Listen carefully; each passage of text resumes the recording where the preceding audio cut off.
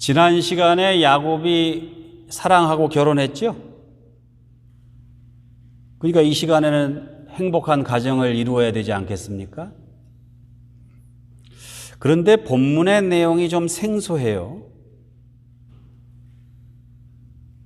야곱의 시대와 우리가 사는 시대가 많이 다르기 때문입니다. 야곱은 대략 기원 전 2000년, 지금으로부터 그러니까 한 4000년 되지요.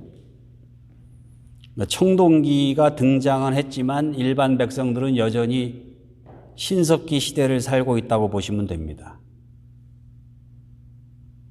그러니까 결혼의 개념도 행복한 가정의 개념도 현재와는 많이 달라요. 당시에는 팔레스틴에서 일부 다처제가 보편적이었습니다. 한 남자와 한 여자가 결혼해서 한 가정을 이루어야 한다는 이 일부 일처의 결혼 개념은 인류가 정착 생활을 시작하면서 성병의 집단 감염을 막고 존속 살해를 피하고 자녀들을 효과적으로 양육하기 위해서 시작된 제도입니다. 일부 일처제가 법제화된 게 미국에서는 1904년이에요. 한국에서는 1920몇 년인가 그래요. 일부 일처제 하에서는 남편과 아내가 서로 바람 피우지 않고 자식들을 낳고 건강하고 사이좋게 잘 지내는 게 행복한 가정이에요. 그런데 야곱 시대에는 여러 아내들이 있고 또 그 아내들이 또 낳은 자식들이 또 많잖아요. 그러니까 그들이 서로 싸우거나 죽이거나 다투거나 하지 않고 잘 타협해서 서로 양보하면서 질서 있게 잘 지내는 게, 화목하게 지내는 게 행복한 가정이에요. 시대와 문화는 달라도 행복한 가정을 꿈꾸는 우리 인간의 마음에는 변함이 없지요. 자, 이제 야곱의 시대로 돌아가서 행복한 가정을 만들기 위한 비결에 대해서 다음과 같이 묵상해 보시겠습니다.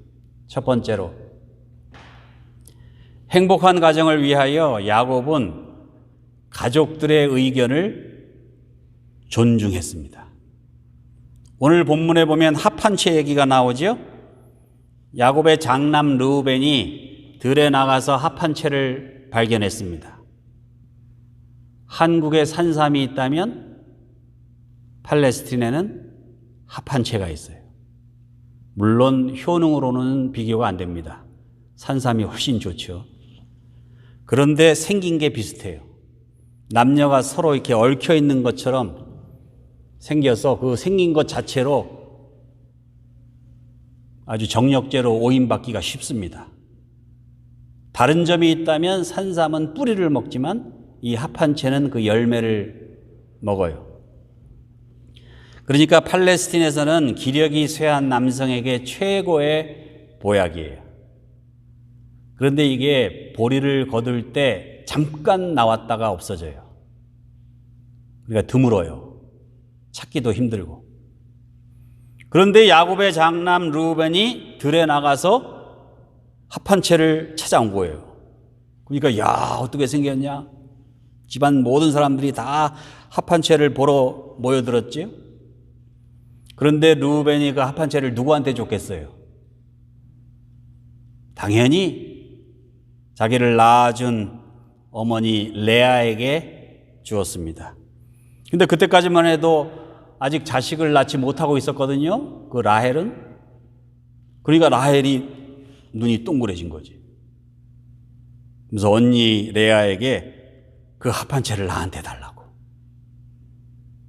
그럼 혹시 잘하면은 아이가 생길지도 모르잖아요. 야곱한테 잘 먹여가지고. 졸랐습니다. 언니한테 그거 달라고. 본문 14절에 보니까 라헬이 레아에게 이르되 언니의 아들의 합한채를 청구하노라. 그러니까 합한채를 좀 달라고 간청하는 거예요. 그러자 레아가 화를 발칵 내죠. 15절에 보니까 레아가 그에게 이르되 내가 내 남편을 빼앗은 것이 작은 일이냐? 그런데 내가 내 아들의 합한 채도 빼앗고자 하느냐? 아주 그냥 감정이 잔뜩 묻어 있죠. 라헬이 야곱의 사랑을 독차지하고 있고 자기는 거들떠보지도 않고 그러니까 레아가 늘 화가 나 있는 거예요. 그런데 아들이 자기를 위해서 가져온 합한 채마저 달라고 그러니까 화가 나는 거죠. 그러자 라헬이 이제 언니 레아를 살살 달랩니다. 그러면서 흥정을 해요. 뭐라고? 라헬이 이르되 그러면 언니의 아들의 합한 채 대신에 오늘 밤에 내 남편이 언니와 동침하리라. 야곱은 레아보다 라헬을 더 사랑했어요. 그러니까 들에 나가서 하루 종일 양치다가 집에 돌아오면 누구 방에 들어가요? 라헬.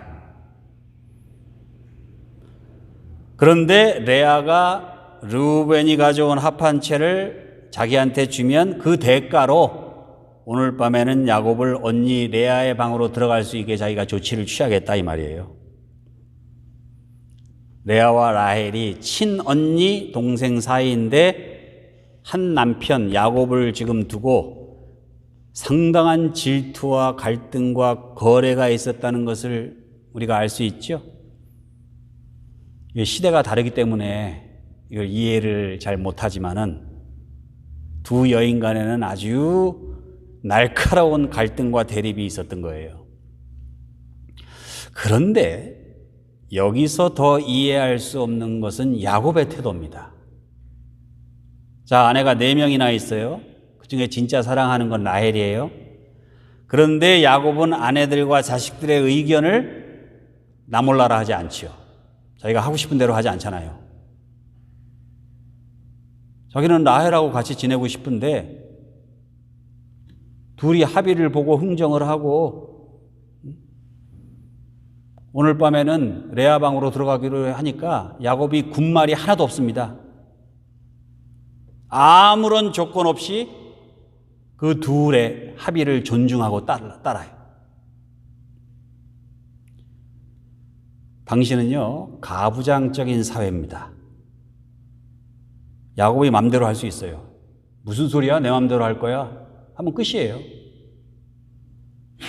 그런데 야곱은요, 그 가족들의 의견을 다 존중합니다. 그래서 합한 채를 찾아온 장남 루벤이 그 합한 채를 아버지한테 안 가져왔잖아요. 자기 엄마한테 줬잖아요. 그것도 받아들이고. 그리고 합한 채를 얻으려고 자기를 두고 흥정한 라헬도 그 입장도 이해해주고, 그리고 합한 채를 라헬에게 주고 야곱과의 자기와의 동침을 선택한 레아의 마음도 받아주고, 그 누구도 타박하지 않고 그들의 입장을 다 이해해주고 그들의 생각과 요구를 존중하고 다 들어줍니다. 야곱이 훌륭해요. 16절에 보니까 저물 때 야곱이 들에서 돌아오매 레아가 나와서 그를 영접하며 이르되 내게로 들어오라. 내가 내 아들의 합한 채로 당신을 샀노라. 그 밤에 야곱이 그와 동침하였더라. 땡이에요. 뭐 군소리가 없잖아요. 야곱이 무슨 소리냐고, 내 허락 없이 누가 이렇게 했냐고. 지금 우리들의 윤리관에 따르면 이게 좀 생소하고 이상한 상황이지만은 야곱은 가정의 행복을 위해서 자기 뜻을 고집하거나 내세우지 않았습니다. 아내들 입장, 자식들 입장 다 생각하고 그들의 입장에서 그들을 이해하고 존중하고 따랐어요. 아버지들이 그런가요? 특히 우리 한국 아버지들. 돈 좀 벌어온다고 그냥 이래라 저래라. 자기의 권위를 강요하고 고집 부리고 그러잖아요. 가장이라고 권위를 내세우고 사소한 일에 고집 부리고 자기 맘대로 안 되면 짜증내고 가족들을 꼼짝 못하게. 어리석은 가장입니다. 야곱한테 배워야 돼요. 나중에 늙으면 아내 무시하고 자식들을 함부로 대하고 했던 거 다 도로받게 됩니다. 저도 지금 조금씩 바꾸고 있어요. 내 자식들이라고, 내 배우자라고 내 맘대로 할 수 있다고 생각하면요, 다 착각이에요. 내 뜻과 다르다고 감정에 치우쳐 하고 싶은 대로 다 하고 막 권위를 내세우고 막 이래라 저래라 하면은요, 절대 행복한 가정을 이룰 수 없습니다. 야곱한테 배워야 돼요. 비록 내 마음과 뜻대로는 되지 않아도 다른 가족 구성원들의 의견과 합의를 존중하심으로 행복한 가정을 이루시기를 우리 주님의 이름으로 축원합니다. 아멘이 약한데. 두 번째, 행복한 가정을 위하여 야곱은 부지런히 일했습니다. 자, 가정에서 야곱은 아내들의 입장을 배려하고 자식들의 결정을 존중해 줬다고 그랬죠? 그런데 밖에 나가서는 어떻게 했어요? 어떻게 하긴 어떻게 해요? 소처럼 열심히 일했지. 야곱이 얼마나 열심히 일했는지 외삼촌 라반이 한 말에 잘 나와 있습니다. 29절에 보니까 야곱이 그에게 이르되 내가 어떻게 외삼촌을 섬겼는지 어떻게 외삼촌의 가죽을 쳤는지 외삼촌이 아시나이다. 여러분, 일반적으로 종업원이 사장을 만족시키기가 쉽지 않습니다. 직원이 아무리 열심히 일해도 사장은 좀 더 열심히 일해주기를 바라요. 반면에 사장이 아무리 직원들한테 잘 대해줘도 직원은 내가 일한 만큼, 내가 고생한 만큼 노동의 대가를 제대로 받았다고 생각하지 않아요. 이런 근본적인 생각의 차이 때문에 가장 타협하기 어려운 게 노사관계예요. 노사관계 분규가 일어나면 막 크레인에 올라가고 몸에 불을 지르고 난리가 나잖아요. 그만큼 어려운 관계예요, 이 노사관계가. 그런데 야곱이 당당합니다. 내가 얼마나 열심히 일했는지 외삼촌이 다 아시잖아요. 지금 큰 소리 치고 있어요. 그런데 라반이 그 야곱의 주장을 어떻게 합니까? 그대로 받아들이잖아요. 그러니까 사용자였던 사장인 라반이 인정할 만큼 그렇게 열심히 일했다는 거예요. 사장한테 큰 소리 칠 만큼. 그 결과로 30절에 보니까 내가 오기 전에는 외삼촌의 소유가 적더니 번성하여 때를 이루었으니 내 발이 이르는 곳마다 여호와께서 외삼촌에게 복을 주셨나이다. 결과가 말해준다 이거예요. 야곱이 얼마나 라반을 위해서 노력했는지. 야곱이 처음 일할 때는 양과 염소 몇 마리밖에 없었는데 지금은 번성해서 그 수를 헤아릴 수 없을 만큼 큰 때를 이루었다는 거예요. 그런데 이 야곱의 주장에 대해서 라반이 반박을 못하죠. 야곱이 떳떳합니다. 라반이 자기 때문에 부자가 됐으니까 이제 마땅히 내가 챙겨야 할 몫이 있다, 그렇게 생각한 거예요. 그래서 야곱이 라반에게 따집니다. 나는 언제나 내 집을 세우리이까. 이런 야곱의 모습을 보면 4,000년 전에 팔레스틴 들판에서 양을 치며 고단한 삶을 살았던 야곱이나 이 시대의 직장에서, 가게에서 열심히 일하는 우리 아버지들이나 그들이 살아야 했던 치열한 삶에는 별로 차이점이 없죠. 어머니들도 마찬가지고. 집에서는 아내 눈치 보고 자식들 눈치 보고, 직장에 가면 사용자와 고객들과의 날카로운 관계 속에서 자신의 몫을 챙겨 가족들을 부양하기 위해서 치열한 삶을 살아야 했던 야곱, 그리고 이 시대의 아버지들. 행복한 가정을 위해 지금도 현재 진행형입니다. 마지막 세 번째, 행복한 가정을 위하여 야곱은 미래를 대비했습니다. 자, 야곱이 부지런히 일한 덕분에 부자가 된 라반이 대꾸할 말이 없죠. 야곱의 요구를 들어줄 수밖에 없었습니다.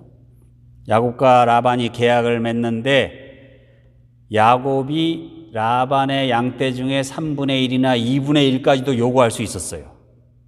그런데 야곱이 아주 이상한 걸 요구합니다. 뭘 요구해요? 32절.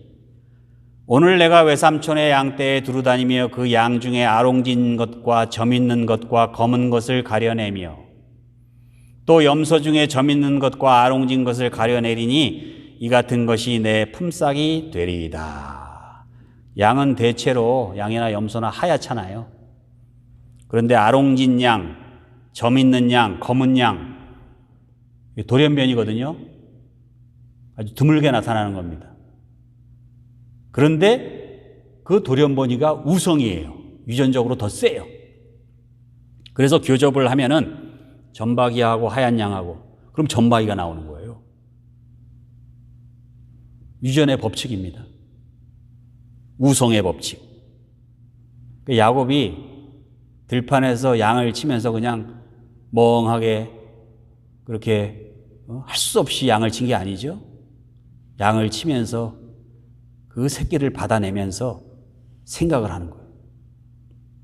그 양들의 습성, 염소의 습성을 살피게 되고 어떤 양이 어떤 양과 교접하면 어떤 양이 나온다는 것을 누구보다도 잘 알게 됐던 거예요. 근데 라반은 몰랐던 거죠. 이미 4,000년 전에 우성과 열성의 유전 법칙을 야곱이 터득하고 있었던 거죠. 그런데 제 생각에 라반은 양떼를 전부 다 야곱한테 맡겨놓고 골프 치러만 다닌 것 같아요. 그런데 문제는 야곱이 이 아롱진 양, 점박이 양, 검은 양을 얻게 되려면은 기다려야 돼요. 다시 몇 년을 기다려야 된다는 사실이에요. 야곱은 눈앞의 이익보다는 나중을 생각했던 거예요. 당장의 만족과 즐거움보다는 노후의 안정을 위해 참고 기다리는 편을 택했어요. 이게 행복한 가정을 위한 비결이지요. 마치 눈앞에 맛있게 끓인 팥죽을 언제 어떻게 실현될지도 모를 막연한 그 장자권의 축복과 바꾸었던 것처럼, 이런 점에서 이 야곱은 미래지향형 탁월한 투자자였죠. 예전에 제가 부목사로 심호하던 시절에 어떤 장로님이 실리콘밸리 반도체 회사에서 일을 했는데 그 회사에서 이제 증자를 하면서 직원들한테 옵션을 줬습니다. 연봉 10,000불을 올려줄까? 아니면 10,000불어치 주식을 줄까? 그랬더니 거의 모든 직원들이 다 캐시 연봉 10,000불을 선택했대요. 근데 그때 그 장로님이 그냥 주식으로 받았대요, 자기는.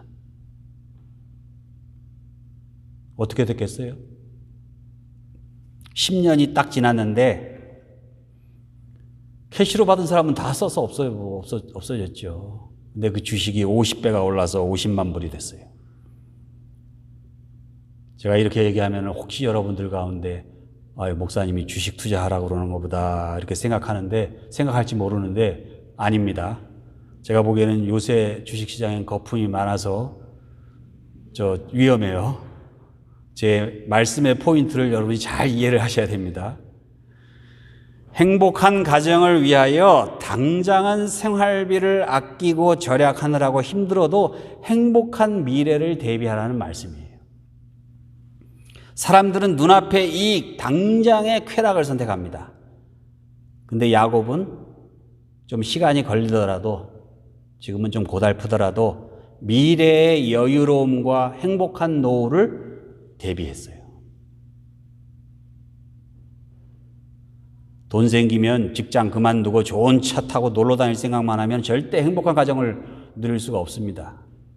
노후를 위해 지금은 다소 힘들고 불편하더라도 절약하고 저축해서 여유로운 노후를 대비할 수 있는 게 진정한 사랑이요 행복한 가정을 위한 비결입니다.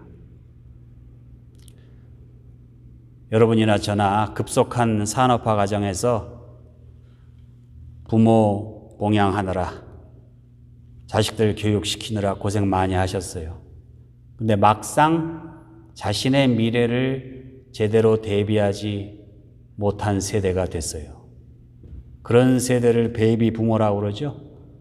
근데 이제 그 세대가 은퇴를 시작했습니다. 사회보장연금은 급속도로 고갈되고 있고 노인 자살률은 엄청나게 상승하고 있습니다.